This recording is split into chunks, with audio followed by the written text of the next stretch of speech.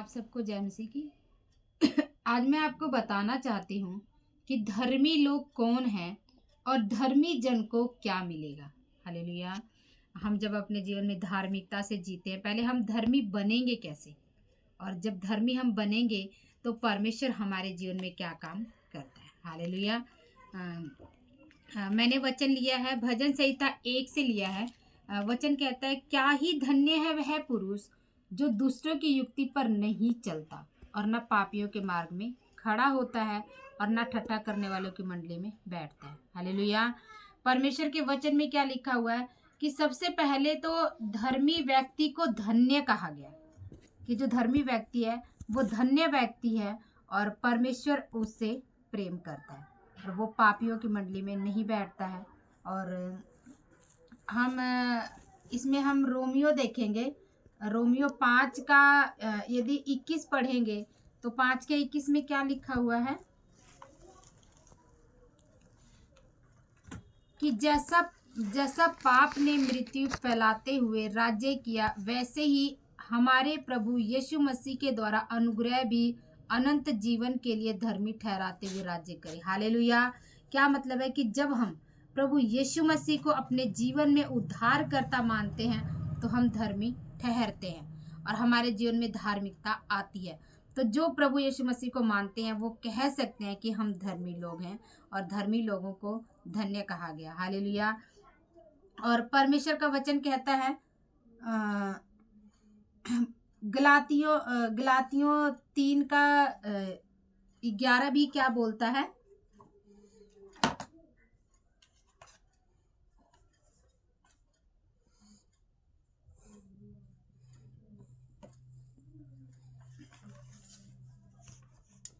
गलातियों 3 के 11 में भी क्या कहता है कि विश्वास के द्वारा धर्मी जन जीवित रहेगा। हालेलुया।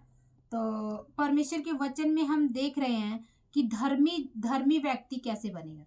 प्रभु यीशु मसीह पे विश्वास करने से, उस पे भरोसा करने से हम धर्मी हो जाते हैं और किसी भी धर्म के काम को करने से हम धर्मी नहीं होते हैं। लेकिन प्रभु के वचन में लिखा है कि जब हम उस पर भरोसा करते हैं, उस पर विश्वास रखते हैं तो हम धर्मी बन जाते हैं। हालेलुया। इसी तरह मत्ती 6 का 33 कह रहा है, इसलिए पहले तुम परमेश्वर के राज्य और धर्म की खोज करो तो वे सब वस्तुएं भी तुम्हें मिल जाएंगी। मैंने क्या बोला था कि धर्मी लोग कौन है? जो प्रभु यीशु मसीह पे भरोसा रखते हैं वो धर्मी लोग हैं। लेकिन यहाँ पे वचन क्या कह रहा है कि यदि परमेश्वर के धर्म और राज्य की, मत्ती 6 का 33 बोल रहा है कि यदि परमेश्वर के धर्म और राज्य की खोज करोगे ना, तो जो भी सांसारिक जो भी वस्तुएं तुम चाहते हो, जिन वस्तुओं के लिए तुम दौड़ते हो, जिन वस्तुओं के लिए संसार दौड़ता है, उनके लिए तुम्हें उसके पीछे दौड़ने की जरूरत नहीं है, क्योंकि हम प्रभु यीशु मसीह पे भरोसा रखने से, उसके राज्य को ढूंढने से ही हमें क्या मिलता है, वो सारी वस्तुएं हमारे पीछे आना शुरू हो जाती है। इसलिए जब धर्मी लोग होते हैं वो परमेश्वर की सभी वस्तुओं से, मतलब उन्हें सभी वस्तुएं मिलती हैं। हालेलुया। और इसमें एक और वचन है कि रोमियो 2 का 13 कह रहा है, क्योंकि परमेश्वर की यहाँ व्यवस्था के सुनने वाले धर्मी नहीं पर व्यवस्था पर चलने वाले धर्मी ठहराए जाएंगे। हालेलुया। और क्या है कि परमेश्वर के यहाँ पे जैसे जो केवल वचन सुनी जा रहा है, वचन सुनी जा रहा है, लेकिन वचन सुन रहा है लेकिन उसे अपने जीवन में ग्रहण नहीं कर रहा, उसे अपने जीवन में नहीं मानता है, उसे अपने जीवन में अप्लाई नहीं करता है, तो इसका मतलब वो धर्मी नहीं ठहरेगा। लेकिन जो वचन को सुनता है और उसे मानता है वो धर्मी ठहरेगा। हालेलुया।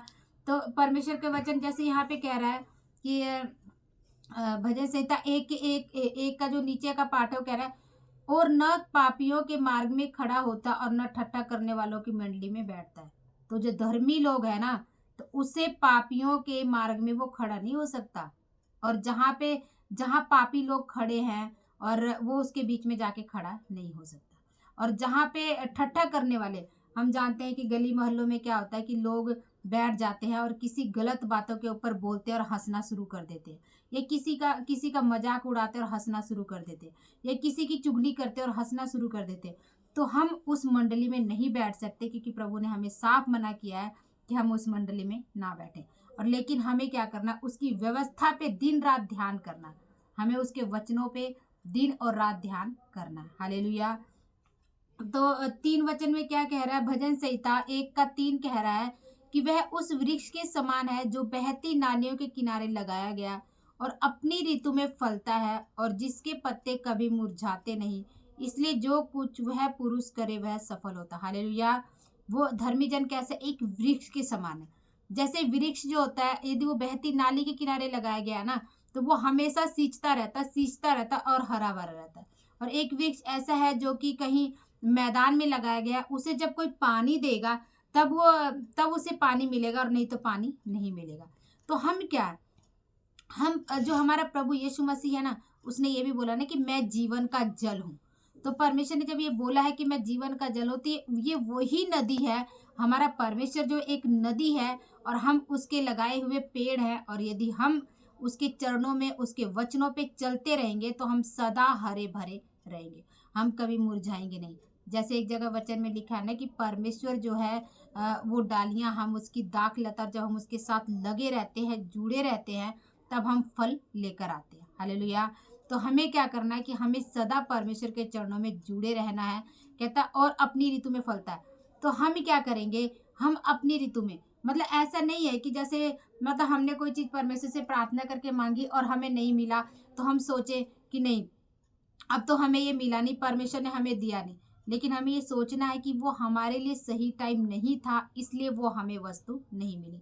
और लेकिन जब सही टाइम आएगा तब वो हमें वस्तु मिल जाएगी। इसलिए हमें परमेश्वर के चरणों में इंतजार करना और धीरज धरना भी बहुत जरूरी है। हालेलुया। और कह रहा है कि जिसके पत्ते कभी मुरझाते नहीं, इसलिए जो कुछ वह पुरुष करेगा वह सफल होगा। हालेलुया। यदि आप लोग परमेश्वर को मानते हैं, परमेश्वर के चरणों में चलते हैं, उसके वचनों पे मानते हैं, एक बात अपने मन में बैठा लें कि जो काम करेंगे ना, उसमें सफलता आपको मिलना ही मिलना है। वो काम आपका कभी असफल नहीं होगा।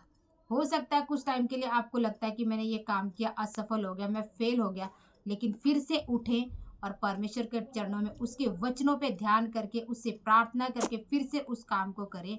क्योंकि परमेश्वर का वायदा है कि हम जो धर्मी जन हैं, जो हम प्रभु को मानते हैं, वो क्या है कि जो भी हम काम करेंगे सफल होगा। हालेलुया। तो हमने वचन में क्या देखा है, हमने देखा है कि जो धर्मी लोग हैं, सबसे पहले तो वो धन्य लोग हैं। जो धर्मी लोग हैं वो क्या, उन्हें परमेश्वर ने, उन्हें वचन ने धन्य कहा है कि धर्मी लोग धन्य हैं। और दूसरा क्या है कि दूसरा हमें क्या मिलता है कि हमें उससे अनंत जीवन मिलता है। परमेश्वर ने एक जगह पे लिखा हुआ है कि मतलब वो राज्य, हमें परमेश्वर के चरणों में क्या मिलता है, उसका राज्य मिलता है। परमेश्वर हमें अपना राज्य देता है। जैसे हमने रोमियो 5:21 में पढ़ा है कि वो हमें क्या करता है, अपने राज्य के लिए तैयार कर रहा है और हमें वो राज्य देगा। हालेलुया। और तीसरा वचन क्या कहता है कि धर्मी जन जो विश्वास के कारण जीवित भी रहेगा। धर्मी जन विश्वास जो करता है उसकी वजह से वो जीवित रहेगा।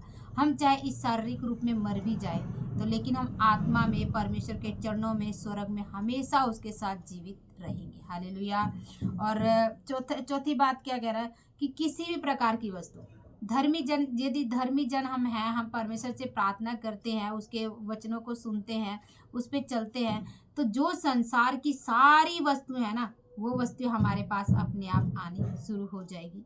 और पांचवा क्या कहता है कि हम कहीं पे भी हम काम करेंगे तो हम उसमें कामयाबी को प्राप्त करेंगे। हालेलुया। तो हमने देखा कि हम धर्मी जन कौन है, जो प्रभु यीशु मसीह पे भरोसा रखते हैं, उसकी व्यवस्था पे चलते हैं। लेकिन हमें बहुत सी बातें हैं, बहुत से अद्भुत चीज़ें हैं जो परमेश्वर हमें देता है।